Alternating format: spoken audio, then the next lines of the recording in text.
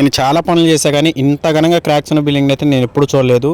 Friends ఈ work ఎక్కడ అనుకున్నారా, మన మదర్లోని ట్రెండ్స్ కి ఆపోజిట్ లోని స్లాబ్ చుట్టాన్ని నీట్ గా అనిపిస్తుంది కానీ క్రాక్స్ అయితే బేబచ్చంగా వచ్చినాయి. ఒక్కొక్క క్రాక్ వచ్చేసి ½ ఇంచ్ వచ్చింది. స్లాబ్ మొత్తానికి క్రాక్స్ ఉండే ఫ్రెండ్స్. మొత్తం ఇప్పుడు మేము అయితే క్రాక్స్ మొత్తాన్ని ఫిల్ చేసే ముందర అయితే జెట్ మోటార్తో అయితే మొత్తం క్లీన్ చేస్తాను. ఇప్పుడు స్లాబ్ మొత్తాన్ని క్లీన్ చేసిన తర్వాత మొత్తం అయితే ఏమేమి మెటీరియల్ వాడతాం మొత్తం చూపిస్తాను. ఇప్పుడు స్లాబ్ కి మనం ఏ మెటీరియల్ వాడుతున్నది ముఖ్యం కాదు కానీ ఫ్రెండ్స్, మన స్లాబ్ ని ఎంత నీట్ గా క్లీన్ చేస్తున్నది ముఖ్యం. మనం ఎంత నీట్ గా క్లీన్ చేస్తేనే అంత నీట్ గా అయితే పెయింట్ అయితే ఎక్కింది దీని మీదకి. డ్యామ్ ప్రూఫ్ చేసేటప్పుడు అన్ని ప్రాసెస్ల కంటే ముందర క్లీనింగ్ ప్రాసెస్ మెయిన్ ఇంపార్టెంట్. అదే 75% అయితే కవర్ చేసేది. స్లాబ్ ఉన్న క్రాక్స్ మొత్తాన్ని ఐడెంటిఫై చేసి హ్యాండ్ మిషన్స్ అయితే కటింగ్ చేసేస్తాం క్రాక్స్ మొత్తాన్ని. ఇప్పుడు ఆ క్రాక్ లోకి బిర్లా వాపస్ లోని రిపేర్ మాస్టర్ లిక్విడ్ అయితే ఎక్కిస్తాం. మొత్తానికి లిక్విడ్ మొత్తం ఎక్కించిన తర్వాత డాక్టర్ ఫిక్సిట్ లోని సీలెంట్లు అనేది యూజ్ చేస్తాం. సీలెంట్లు అనేది గ్రే కలర్ వైట్ కలర్ లో వస్తుంది. మేము ఇప్పుడు వైట్ కలర్ అయితే సీలెంట్ అయితే యూజ్ చేస్తున్నాం క్రాక్స్ మొత్తానికి. సీలెంట్ అనేది చాలా జాగ్రత్తగా అప్లై చేయాలి. ఇదే మెయిన్, ఎందుకంటే క్రాక్స్ పెద్దగా ఉంటాయి కాబట్టి సీలెంట్ అనేది జాగ్రత్తగా అప్లై చేయాలి. ఈ బిల్డింగ్ కి సీలెంట్ అనేది కంప్లీట్ అయిపోయిన తర్వాత ఒక రోజు మొత్తం డ్రై అవ్వాలి ఎండకి. డ్రై అయిన తర్వాత నెక్స్ట్ డే వచ్చేసి డ్యామ్ ప్రూఫ్ వేయాలి. కొంతమంది తెలియక అదే రోజు సీలెంట్లు పెట్టేసి అదే రోజు డ్యామ్ ప్రూఫ్ వేస్తారు. అలా చేస్తే ఏమిటంటే సీలెంట్ అనేది లోపల పచ్చిగా ఉండి స్లాబ్ మొత్తం పాడైపోతుంది.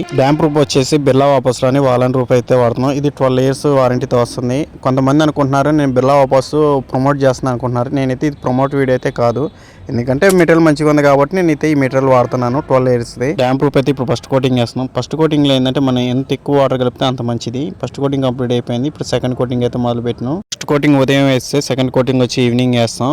తర్వాత మూడో కోటింగ్ వచ్చేసి ఒక రోజు మొత్తం గ్యాప్ ఇస్తాం. మూడో కోటింగ్ కూడా కంప్లీట్ అయిపోయిన తర్వాత ఫైనల్ లుక్ అయితే ఏ విధంగా వచ్చిందో చూపిస్తాం. ఫైనల్ లుక్ అయితే ఈ విధంగా వచ్చింది. ఫస్ట్ చూసిన స్లాబ్ కి ఇప్పుడు చేసిన వర్క్ చూస్తే కనుక ఇంటి ఓనర్ కూడా ఇది మా స్లాబ్ అనా అనిపించేలా చేస్తాం.